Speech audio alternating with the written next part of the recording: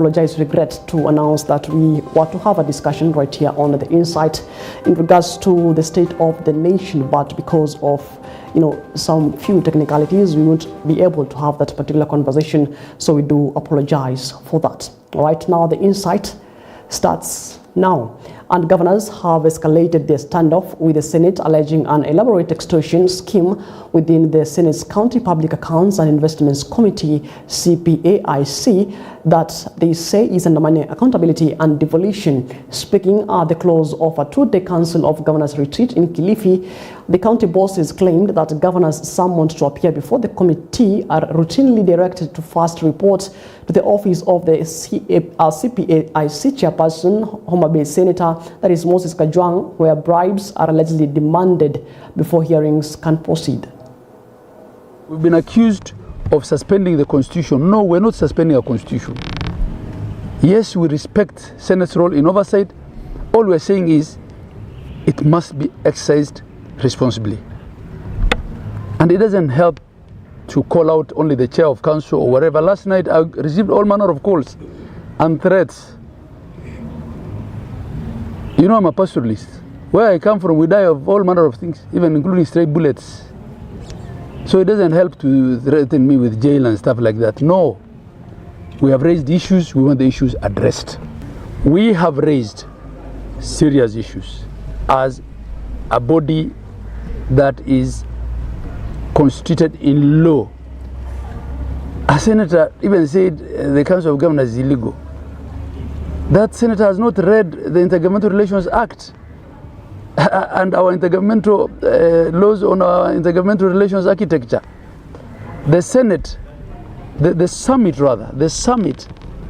and the Council of Governors are bodies created by law under the Intergovernmental Relations Act.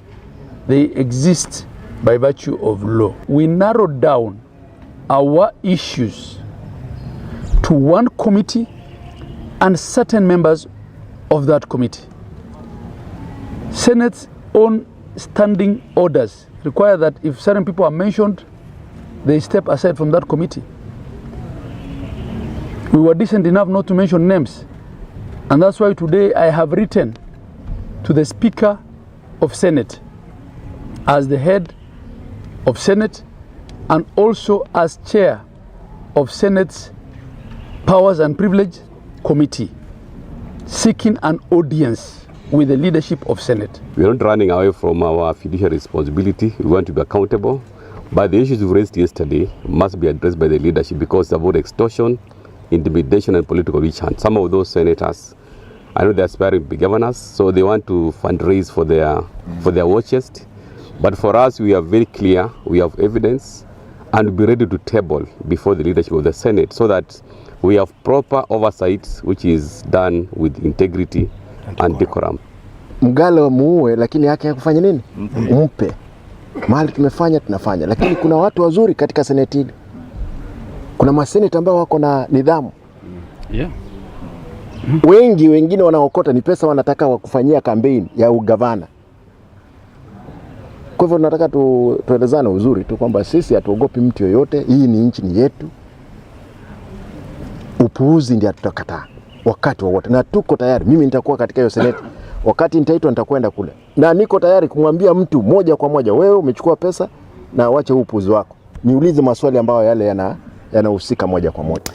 Right. Meanwhile, Nairobi Senator Edwin Sifuna has hit back at the Council of Governors, rejecting their claims that Senate committee members have been embarrassing them during oversight hearings. Speaking on the floor of the Senate, Sifuna said that senators are not embarrassing the governors, but it's the governors' rampant corruption that's embarrassing them. Now, the remarks comes amid raising tensions between county executives and the Senate's County Public Accounts and Investment Committee, that is CPAIC governors, have accused some senators of extortion and harassment during committee sessions, alleging that they are routinely subjected to humiliation when being summoned for the oversight. The reason why we wanted you to allow us brief comments is so that the country knows how committees of this House are constituted. The committees of this House are put together by the House itself, not by busybodies sitting somewhere and saying Sifuna cannot be a member of the House Business Committee. Honorable Speaker, that mandate is securely the mandate of this House to determine which committees sits, who sits on which committees. I was taken aghast, Honorable Speaker, just like the majority leader and the others, to hear an entity that has no affiliation at all with the Senate. We are not an appendage of the Council of Governors, suggesting that we should reconstitute some of our committees. Honorable Speaker, I want to give this House background of all this drama that you are hearing. Honorable Speaker, we have a deadline of 31st of March as the Public Accounts Committee to consider all reports. We went to the extent of using resources for this House to publish a list and the invitation to all the county entities to come and appear before us so that they can account for the money that we gave them.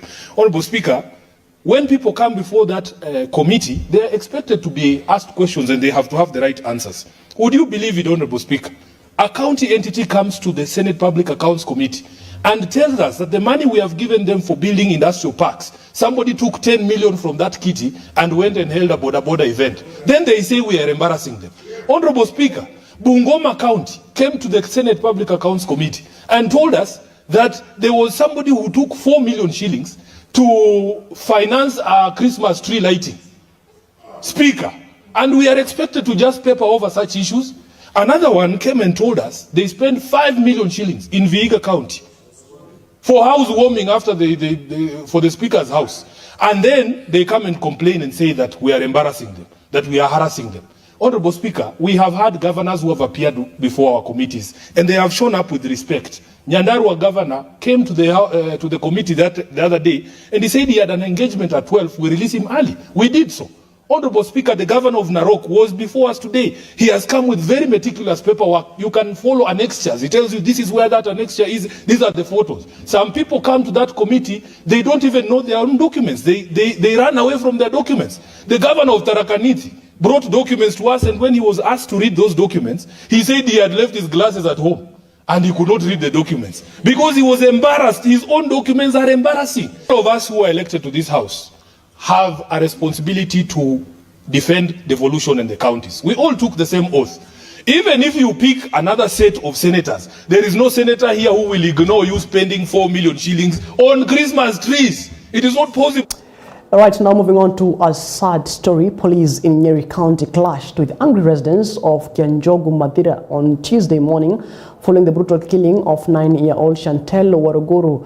The child's body was discovered dumped inside a pit latrine earlier in the day, sparking outrage among locals, and residents accused the police of negligence after Chantel went missing, claiming authorities failed to act promptly. Tensions escalated to the point where police deployed tear gas to regain control and take custody of the child's body, which had been held by the community for several hours. Protesters also blocked the Karatina-Nyeri highway, disrupting transport and drawing wider attention to the tragedy. Chantel's body is currently being preserved at Nyeri County Referral Hospital, while a suspect is detained at Nyeri Police Station pending further investigations.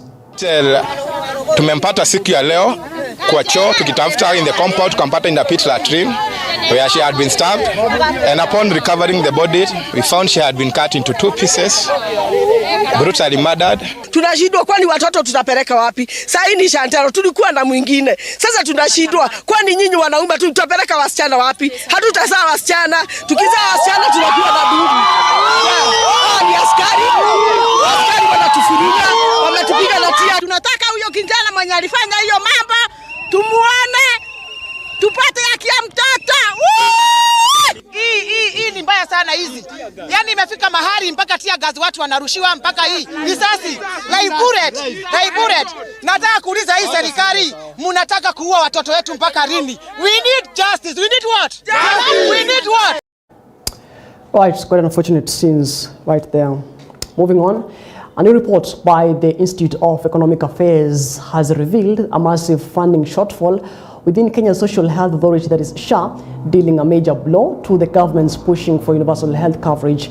And according to the report, 3 key funds under the SHA, the Primary Health Care Fund, the Emergency Critical and Chronic Illnesses Fund, and the Social Health Fund are significantly underfunded, with a combined deficit of 116.1 billion Kenya shillings. Now the shortfall, the IEA warns, is severely undermining the effective delivery of health services across the country.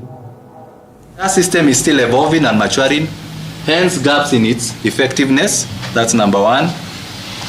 There is significant funding gaps to SHA, obviously due to low compliance rate, fraud cases, and also there is a fact that we have NHIF debt that has not, I don't know the status, but we have that debt that continues to affect facilities. The benefits package is quite ambitious and expensive. There's a huge crisis with claims and reimbursement impacting on facilities and service delivery, and we still have operational and capacity gaps, so suboptimal digital connectivity. So even as much as SHA has actually enhanced its systems, we still have what is called, digital connectivity facilities. Now, faith-based organizations have appealed to the government to release outstanding funds owned by the Social Health Authority, that is SHA, warning that delays are pushing many of their health facilities to the brink of collapse. During a roundtable meeting convened to discuss the shrinking donor funding space, the consortium of FBOs emphasized their critical role in delivering healthcare services, serving nearly 40% of Kenya's population. But the groups stressed that an uninterrupted funding is essential to maintain the continuity of services, particularly in underserved areas. The consortium also called for inclusion in the government-to-government, that is G2G agreement between Kenya and the United States, arguing that their facilities provide a significant share of healthcare provision and should benefit from the international support flowing to the sector. Of PEFA, when you check from last year, after His Excellency the President of the United States of America, I think based on the emerging and evolving issues which have come in place, we have now to have the funding based on the projects we have been implementing, which were funded by PEFA and CNDC and USAID and also DOD. It means that now as FBO, we have to engage government. As long as we have billions of shillings still not dispersed within the system, then our facilities that we proudly represent are actually on the brink of closure. So something fundamental must happen, and it must happen now, because if it doesn't happen, then the population that we are serving, unfortunately, will not be able to access quality health care. But we are committing to be present and available as and whenever we are called upon. And we are ready to collaborate with the county governments. We are also ready to collaborate with national government. We are also ready to collaborate with global governments, with global entities, to be able to ensure that Kenya achieves universal health coverage. Now, former Deputy President Rigathi Gachagua has criticized the government's allocation of 4 billion Kenya shillings to tackle the drought crisis in northern Kenya, calling it insufficient compared to United Nations standards. Speaking at his DCP party offices, Gachagua urged President William Ruto to declare the situation national disaster, highlighting that 10 counties are currently on high alert. Now, he further attacked leaders from the northern eastern region, labeling them as failures, and warned that President William Ruto's upcoming tour to the region, set to start tomorrow, is aimed at sanitizing them. Meeting yesterday, the government, in a typical knee-jerk reaction, allocated 4 billion Kenya shillings to 23 ASAL counties. This translates to approximately 173 million per county, allocated to 3.3 million Kenyans who are affected. This translates to 1,200 Kenya shillings per person. These funds are way below the minimum food basket recommended by the United Nations, to approximately Kenya shillings 2,700 per person in the rural areas. In an expose recently, the Office of the Deputy President spent 338 million on private jets, chartered airplanes and choppers. Aden Duale's SHA business lost 11 billion Kenya shillings. This government does not take human life seriously. For a young man in Kenya, if they are not killing you in the streets, they are tear gassing you in church or killing you with thirst and hunger in the north. All right, moving on, Bungoma's Senator and Senate Majority Whip David Wafula Wakoli has continued his countrywide tour of national training centers and early childhood development education, that is ECD institutions, to assess their learning conditions, uncovering serious challenges facing the sector.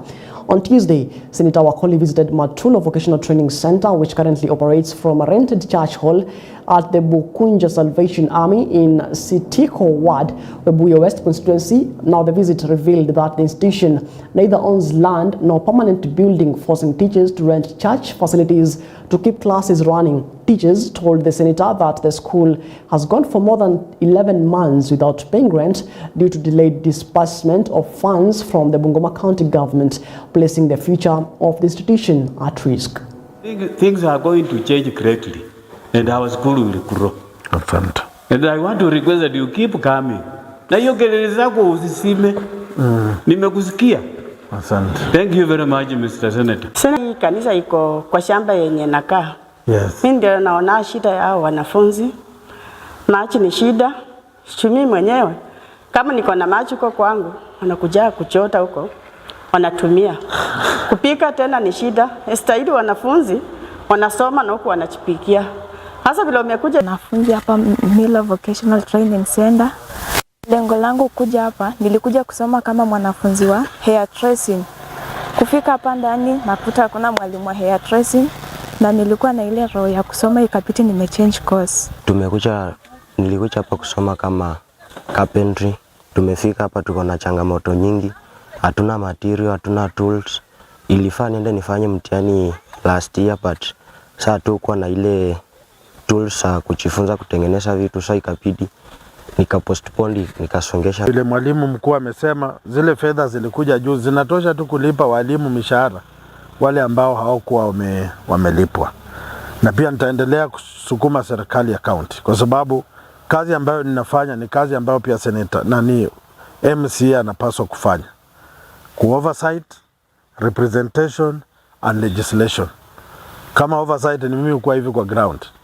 Kuangalia kwa macho na kuzungumza na nyinyi. Kurepresent nikienda bunge kesho saa 8 tunafungua bunge. Wakianza kujadili mambo kama haya pia mimi natoa hoja. Kwa sababu mimi nimekuja hapa ni kuhakikisha serikali ya county inafanya kazi. There is no reason whatsoever. Kwa sababu wakituma capitation, mwalimu amesema waliitisha vitu vingine wakaletewa viti, hakuna chokaa mwalimu ananua mwenyewe, hakuna blackboard, ni ile ya kubeba yenye fundi ametengeneza hapa kwa soko. That means kuna shida. Na mimi nitawatetea kwa uwezo ambao Mungu amenipa, nikishirikiana na mheshimiwa MCA katika county assembly kuhakikisha kwamba governor anawafanyia haki. Watoto wa nursery wakishika kasi vizuri wanasoma vizuri. Wasipoanza kukua vizuri inaleta shida. Sasa ndio mimi nimesema nitatembea hapa ndani polepole vile mnaniona hivi. Nyinyi pia mkitoka mkienda nyumbani mnawaambia tumekuwa na senator. Ametembea hapa, amejionea, tumemzungumzia, ametuzungumzia. Representation and legislation. Kama oversight ni mimi kwa hivi kwa ground. Kuangalia kwa macho na kuzungumza na nyinyi. Kurepresent nikienda bunge kesho saa 8 tunafungua bunge. Wakianza kujadili mambo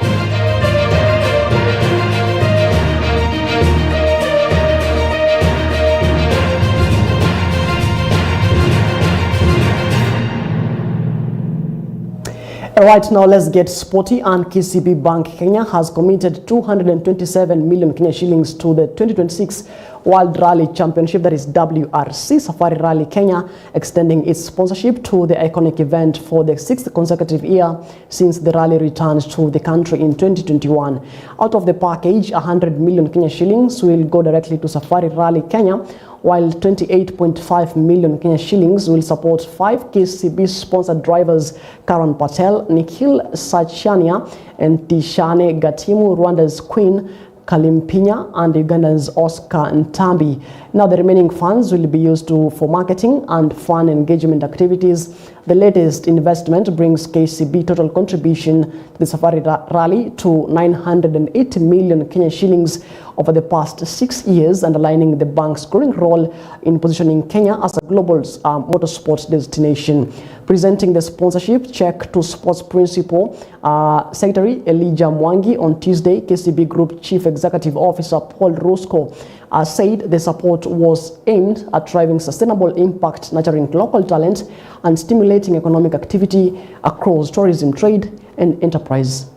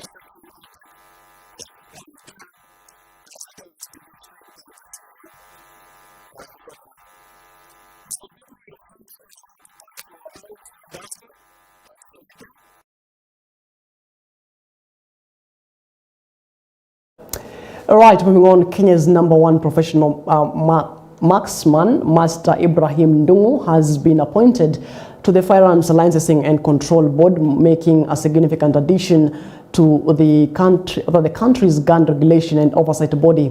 Ndungu, widely regarded as Kenya's leading competitive shooter, will serve on the board for a 3-year term where he will help oversee the regulation of firearm use and the issuance of gun licenses across the country. But the appointment places a seasoned shooting expert at the heart of a sensitive national mandate that involves balancing public safety and the lawful ownership and use of firearms. Now, the board is responsible for vetting, licensing, and monitoring individuals and institutions authorized to possess firearms in Kenya.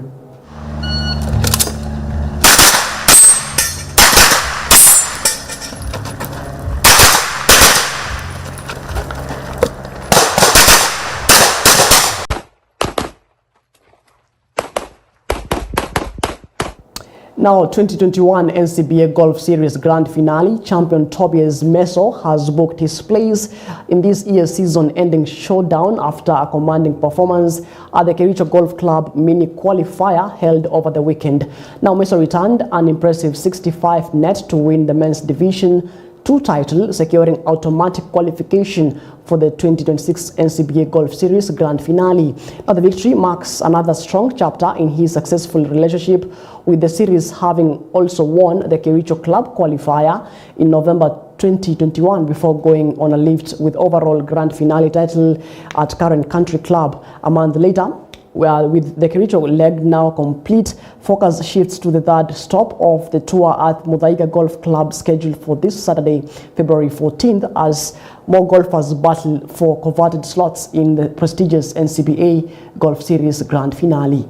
Think about it, we spend a lot of time in offices, we spend a lot of time in emails, phones, but actually the best part about the series is the human interaction. This enables everyone to come together and make new connections as well as rekindle old ones and talk about, what it is that's going on in their lives. And I think outside of business, that's a really important part of what we need to be doing.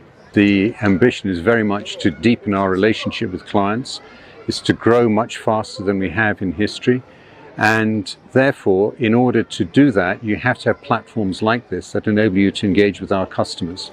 And through that, build a trusted brand that they relate to and wish to engage with. It enables us to see a large variety of different courses in different parts of the country. It enables us to invite people who might otherwise not be easy to get hold of. It enables us to interact with many others. And so it's a vital part of what we do. We also, as you well know, sponsor some of Kenya's leading golfers. And that's another way of trying to help build the game and the sport. And finally, in the last few years, we've focused very much on children, getting them out beyond their computer screens, out into the open and picking up a skill. And it's more than a skill, because golf, it's actually a very mental game as much as a physical game. And I think that enables the children to develop that sort of mindset going forward. Today my round was not so good. I struggled finding my swing. The course is in really good condition. I really enjoyed playing it, and my group was so much fun. They kept the vibes up, my mood up and everything. I mean, it feels good knowing that my game is showing its progress, and like my hard work is coming into real life scenarios. So yeah, I'm just really happy I could get into the position of going for the finale.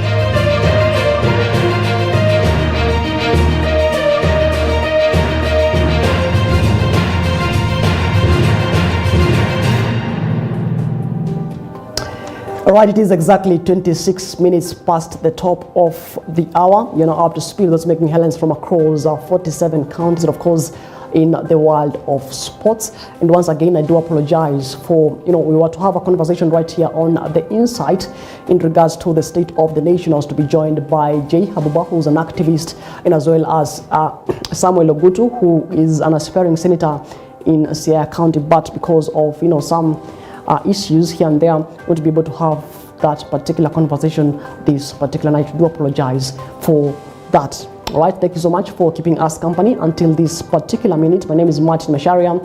I was joined by Laura Omondi on the sign language interpretation desk. Thank you so much. On behalf of the entire team that made this particular program a success, say asante sana, and of course, do yourself a lovely night. Enjoy the rest of your viewing, and as always, let's do this again when God says we do.